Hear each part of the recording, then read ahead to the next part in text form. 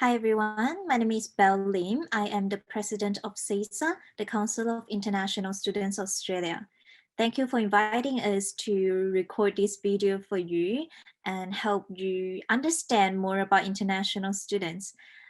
So we are the peak national body representing international students in Australia. There are over 650,000 international students in Australia at the moment. And we are very happy to always share more about international students to the local communities to let you know more about us. So thank you for the opportunity. I've prepared some slides that I'm going to share with you.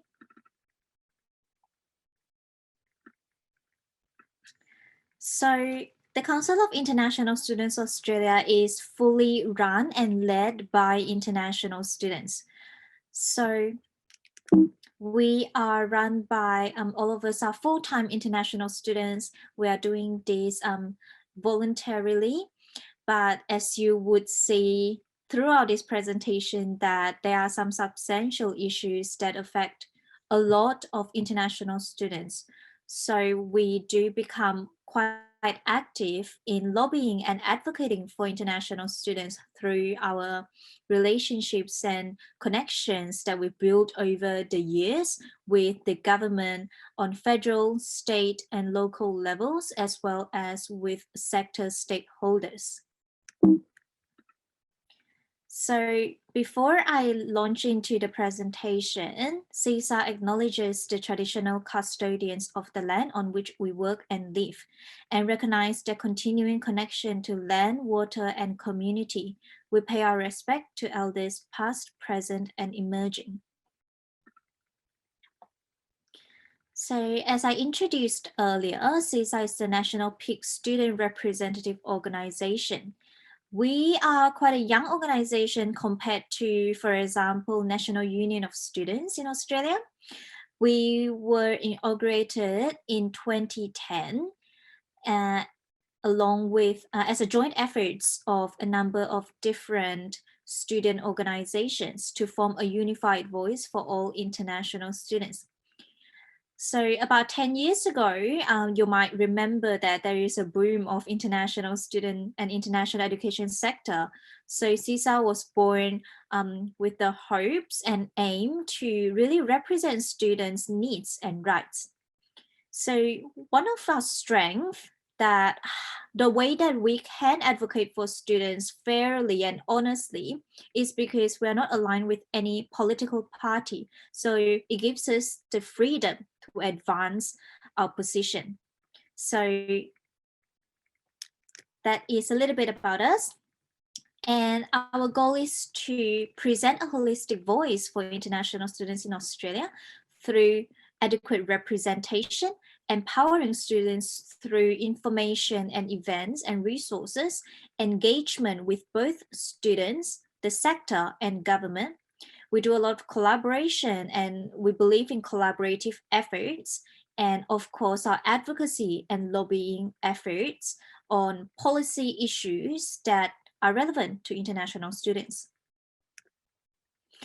So next, I will introduce to you a little bit about the 8 advocacy goals that we just updated for 2019 and 2020. Actually, it's 2020 and 2021. So the first one is students' welfare support. As you know, that COVID-19 has really introduced a lot of challenges for many people. But what we've seen is that throughout last year and this year, we believe that it has exposed the vulnerability that a big cohort of international students face. So a lot of students, so when we come to Australia to study, the tuition fee and living expenses is extremely huge compared to the income, the average income that we receive. So if you think about the majority of international students that come from China, India, Nepal, and Southeast Asian country. So the decision to send children to Australia to pursue an education is actually a family decision that will entails significant family savings. So a lot of students, when they come to Australia, they rely on part-time or casual income to help support their ongoing sustainability here. So we've seen that this puts certain students in a vulnerable position. When last year, when the jobs went away, international students were one of the first to lose our jobs. So a lot of students fell into financial hardship, that they have problems with paying rent. A lot of students we know were skipping meals and even facing homelessness. So that was a very difficult period of time when students were excluded from any kind of federal assistance, such as JobKeeper and JobSeeker, that are really essential to keep people afloat. Luckily, we've seen states and certain universities put in some funding to help these students, even though the amount is not enough to help all the students. I think in Australia, we are quite lucky that a lot of jobs have been recovered. So a lot of students were able to get certain hours back and therefore some income. However, we are still aware that there are still students that are desperately in need, especially students whose family have actually lost jobs overseas. So at the moment, they don't have financial support from back home. And that is a big concern for us when university starts again. How are these students going to be able to continue? And these students have been in Australia for a few years. They are a few years into their degree, so they cannot give up. So this is one of our advocacy goals this year, to make sure these students are being protected and supported. So the second topic you would have come across in the news recently. So a lot of students, around 20% of students in March last year, was locked out of the country. So these students might have gone home over the summer break. And when Australia implemented the travel ban, these students were caught overseas. So at the moment, we know that over 100,000 students are still stranded offshore. So these students have been put in a very desperate position. Throughout last year, we know that students that have paid this hefty tuition fee, and some of them are still paying rent for a year now when they are not living in Australia, they are really concerned about how they're gonna continue, because the experience, the entire experience, the entire reason why students come to Australia in the first place is to have the experience of learning within the community. And that is something that's very, very difficult, nearly impossible to replicate online. Now, we understand that there are still tens of thousands of Australians to this day weren't able to come back, and they are still stranded overseas. So international students and CISA, we have been very patient and understanding of the difficult decision that the government has to make with regards to border control and the control of the pandemic. However, we have heard so many students have gotten in touch with us about their situation where they have invested so much in their education and in Australia, and they have been waiting for 1 year, that they are not receiving the type of education quality that they expected when they paid the tuition fee. And as I shared earlier, for a lot of students, this is actually a huge, huge amount of money and investment that they made. So they felt like the treatment has been quite unfair, and we totally understand their feeling. I think their feeling are completely justified. So up until now in 2021, we are quite disappointed in the lack of plans and messaging that's put forward to these students that has been hanging on to online learning and hoping to come back to Australia to finish their studies soon. So we are working on this goal. We're very focusing on this goal at the moment. We have a lot of connection and we do sit on a lot of meetings with the government. So we are doing, I guess, a lot of collaborative effort with them to really explain to them the situation of students, to let them know that we do understand that Australians are likely to have to come first. They have to come back first. But we also think that the government does have some sort of obligation and responsibility towards students that have invested so much in this country. Students were very disappointed in certain messages that the Prime Minister in particular have said to students. I think at the end of the day, we just want to feel valued. We want to feel seen. So in the absence of students returning to Australia in huge number, we also hope the education providers can provide fee reduction for these students. So the third goal is kind of ongoing for a number of years now. As you might also know, mental health is a challenge in many different groups, including youths. For international students, there are additional barriers such as the social isolation. So when students come to Australia, they left a lot of their social network, their family and friends back home. There's also cultural stigma for students from certain cultures. There is no concept of mental health. And there is actually a stigma of reaching out for help and saying that you might be facing anxiety or depression, for example, because it is not as understanding as Australia might be towards these very common mental health issues. So we have been advocating for more culturally sensitive and affordable mental health support and resources for students. So this is one of the things that we will need your help in really raising the awareness and reaching out to some more international students. So the fourth point ties in a little bit with my first point around welfare. So because a lot of students have lost jobs during COVID-19, we are keeping an eye on what type of job, the quality of the job that students are gaining right now.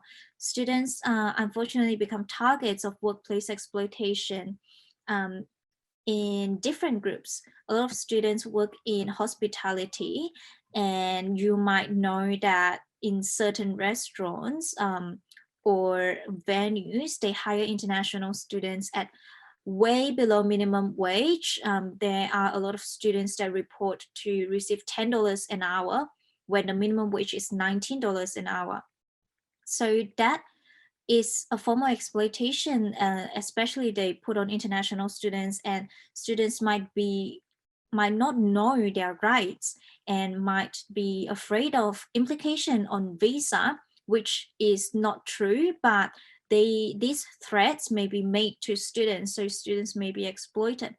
Two new groups of workers that we're focusing on include, first is food delivery drivers. You might know that 5 food delivery drivers or riders unfortunately lost their lives on the road last year.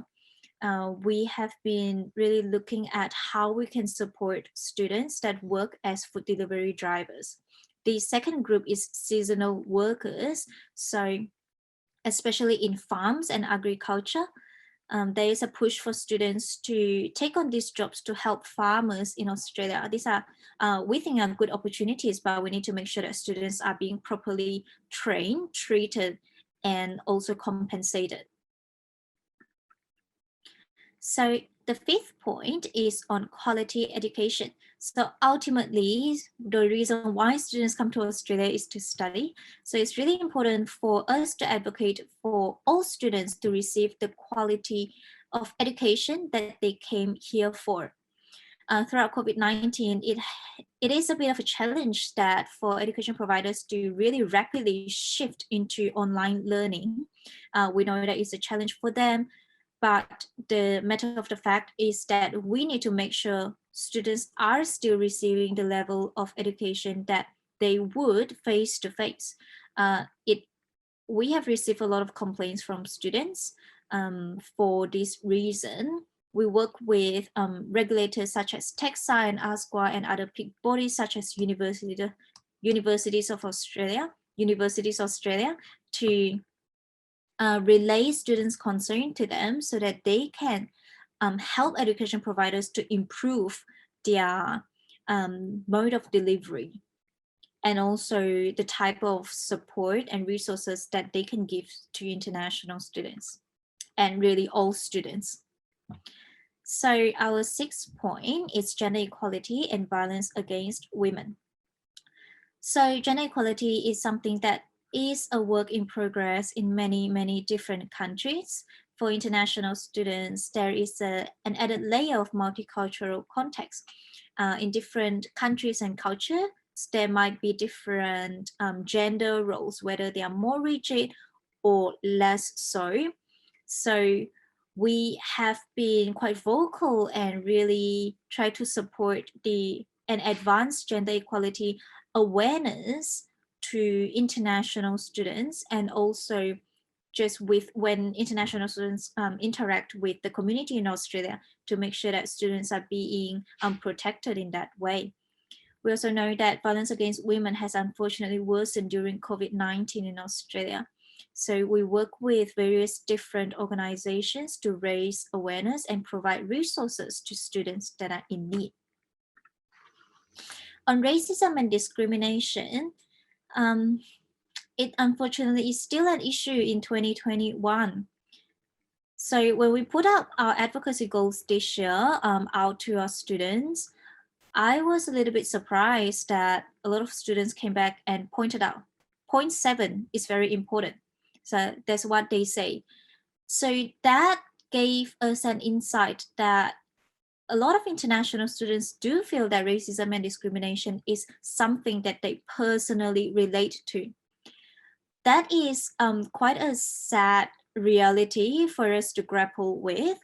I do know that personally I have been a victim of racist attacks, and many of our executive officers at CISA have experienced some sort of racism and discrimination. And that is not what we expect. That's not what we expected when we came to Australia or chose to come to Australia. So this is definitely something that we try to tackle, and this is perhaps the most important point that we need your help with. So when students come to Australia, we bring our, I guess, differences, and this is not just an issue for international students. Australia has many different communities. It is such a multicultural society. So integration and diversity is something that we all need to work together. Diversity can be a strength if we work together and really understand each other. So we observed a rise in racism, especially against Asian communities during COVID-19. That was extremely concerning to us. So we work very closely with the governments, Australian Human Rights Commissions, and education providers to really share the information and awareness to students. So first of all, I always try to empower international students and let international students know how they can identify the attitude and the treatment that are unacceptable, and really stand up and know where they can go to get help or report these incidents. Secondly, it is so important. We really try to send a message out to the community and let the communities understand international students more, to challenge the narrative more, and to let people know what is okay, what is not okay, how to respect and minimize racism and discrimination towards international students. So last but certainly not the least, queer international students face a complex situation, as you might expect, with the cultural context as well, with the transition from back home to Australia, where there's a very, very different view on LGBTQI community. Managing the stigma, grappling with their identity and safety. So we have an equity officer that focus on LGBTQI community, and we absolutely advocate for equal rights and opportunities for students and the safety within the community. So these are our these are our 8 advocacy goals that I'm really happy to share with you today. And last but certainly not the least, this is probably the most important message that I wanted to share with you. What is your power as an Australian youth?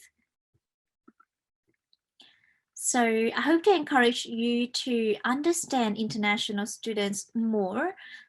We are not a homogeneous community. There are international students come from 170 different countries and so many different cultures.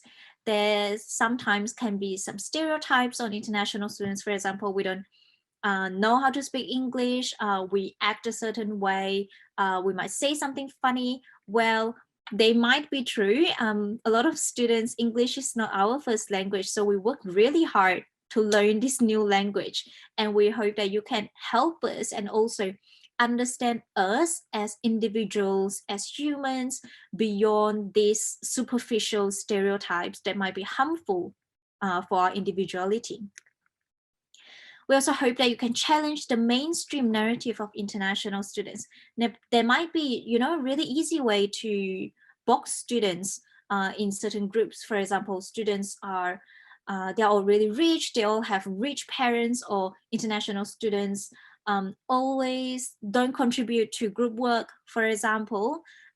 These are not true. They might be true for 1 or 2 individuals, and even in that case, that's not the only thing about them. They might not be contributing to group work because they're having some difficulties. In that case, perhaps you can reach out and help them. And for students that might have to work a lot, for example, so it is quite important for us to challenge the mainstream narrative. If you come across a news article, for example, or some communications piece that put students in a certain way, just know that there are so many different types of students. We are not all the same. Consider the unconscious bias you might have on races and cultures. I think we all have unconscious bias. That's because we were raised in the society and the environment, and that has an impact on us. When I came to Australia, I have to say one of the most important and formative experience that I have is to be exposed to many different type of ideas, and those might be different from what I was raised. For example, I was raised, well, I am a woman, and when I was growing up, there are certain very rigid ideas on how girls should behave, and I grew up thinking and believing that I have to behave that way. For example, I have to be more submissive and less ambitious. When I came to Australia, Australia is a lot more advanced in gender equality than where I came from.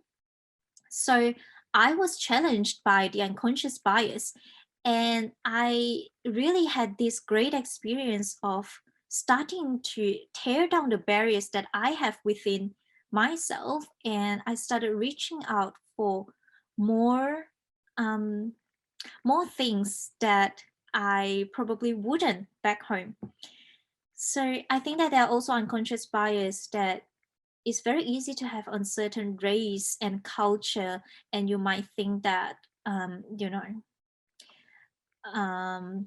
you might not even realize that you don't respect them as much because of the media that you've been consuming for so long. So it is really a journey that I think will never end, but it is such a great exploratory journey for you to challenge your unconscious bias and be give the best equal treatment that we can to others. So my fourth point is reach out to international students who might feel alone and isolated in Australia.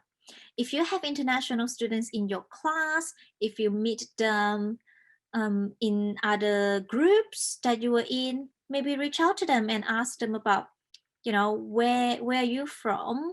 How are you feeling throughout COVID-19? Have you been home? They might not have been home in 2 years, and they might be same as you. They are quite young. They are youths. So reach out to them. They might be shy, but um, don't let them deter you. Reach out to them, ask them, how are you doing? Are you okay? Do you need any help? Do you need friends? And all that. Give international students opportunities to participate in local communities. So I know that this council is so supportive of youth and also international students. We appreciate that so much. We hope that you can reach out and give more opportunities to international students to participate. I know that when I first came to Australia, I was very shy because I didn't have good English and I was really shy. I will never even participate in something that local communities held. So if you can, reach out to them and invite them and make sure that they come. They will maybe enjoy it and contribute to the group and your community in ways that you haven't thought about. Be an ally and voice up for the needs and equality of international students. So I am very passionate about empowering youth because I know that youths today are going to be leaders of tomorrow. That sounds a little bit cliche, but it is absolutely true. And youths are always the ones that drive progress. With the power of social media and the power that you harness nowadays, you can create so much change even just over the past few years. We have really opened our eyes to how much youths can do. So if you can, when there's opportunity, be an ally and voice up for international students. If you see something that's unfair, if you see someone's acting in a way that is not okay towards international students, you can voice up. If you hear there are certain government policy that is not fair for international students, you can, as a citizen, really voice up for us. Lastly, I want to tell you and share with you how great my time in Australia has been. I've been in Australia since 2013 or 14. It's been a big chunk of my life, and I have met so many incredible and supportive people here in Australia. They have really helped me find my voice and shape the person that I am today. I am so grateful for this experience, and this will absolutely be the most memorable experience that I have. I know that for all international students, as you may imagine, when we move to a different country and live for a few years, that is the most memorable experience that you have, that you will value and remember for the rest of your life. My goal, and I hope that it will be your goals too, to make this the best experience that they can possibly have in Australia. And for now, we call Australian home too. We do love this country and love to contribute to the community as much as you do. Well, thank you so much again for the time and the attention that you give to me today. Please feel free to reach out to us if you want to connect further. And I hope that you have a lovely year ahead. Thank you.